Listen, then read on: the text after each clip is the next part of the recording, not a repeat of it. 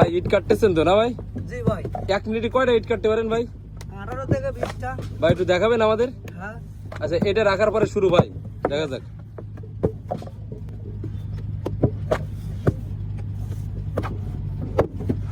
চড়ে চড়ে করতে হবে ভাই, দেখা যাক 18টা পাওয়া যায় কিনা। ইসটা এই দুটো হলো,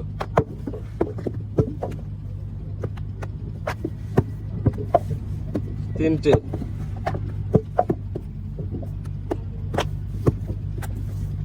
চারটে, পাঁচটা,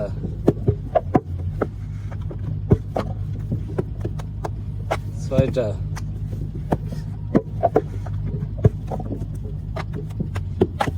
সাত,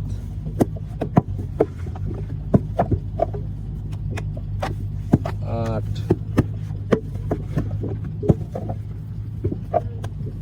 নয়,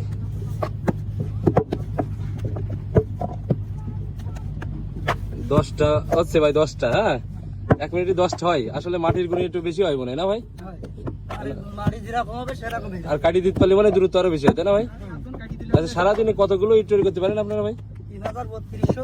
একজন 1000 ইট তৈরি করলে কয় টাকা মজুরি পান? 350 টাকা। মাত্র 350 টাকা? জি। তাহলে প্রতি পিস কত আসতেছে ভাই? প্রতি পিস আসছে আপনার 3.5 পয়সা। 35 পয়সা? 35 পয়সা, 35 পয়সা। মাত্র 35 পয়সা, তাই? জি। তো অনেক খাটুনির কাজ যে ভাই, হ্যাঁ। প্রচুর কষ্টের। পরিশ্রমের কাজ। এই সকাল থেকে কখন শুরু করেন ভাই? সকাল 6টায় শুরু হয়। আর শেষ হবে কটা ভাই? রাস্তা ঘাট টাইম আছে মনে করেন আপনার 9টার সময়। আচ্ছা এরপরে দুপুরে মনে করেন নাস্তা খাওয়ার টাইম দেবে 1টার সময়। আবার মনে করেন 2.5 দিক থেকে চালু হবে, 1.5 ঘন্টা টাইম আছে। আর বিকালে মনে করেন আবার ওই মাগরিবের আজান দেওয়া পর্যন্ত। একদম মাগরিব আজান দেওয়া পর্যন্ত করতে হবে? জি।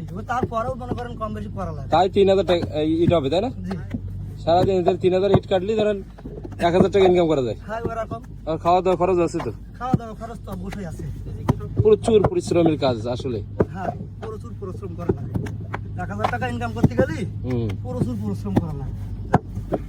সেটা তো দেখতেছি। আর সারাদিন ধুলো মাটির ভিতরে খাওয়া দাওয়া, গোসল মোসল, এই সকালবেলায় এই ঠান্ডায় মনে করেন এসে কাপড় চাপড় খুলে যখন কাদা হাত দিতে হয়। বাড়ি থেকে আসেন ভাই? হ্যাঁ বাড়ি থেকে আসা করে।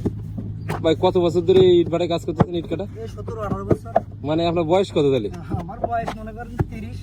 30, তাহলে মানে 15 বছর তো শুরু করেছেন? তার আগে থেকে শুরু করেছি। আরে বাবা, আমি যখন মনে করেন ছোটবেলা থেকে ইট কাটা কাজ করি। কিভাবে ইট ভাটায় আসলেন ভাই? উদ্যমটা আসলে কোথা থেকে যে ইট ভাটায় কাজ করতে হবে? ইট কাজ করতে পেরে সরকারি মনে করেন বাড়ির দিক থেকে যে লোকজন আছে বুঝছেন, সরকারি সমস্যা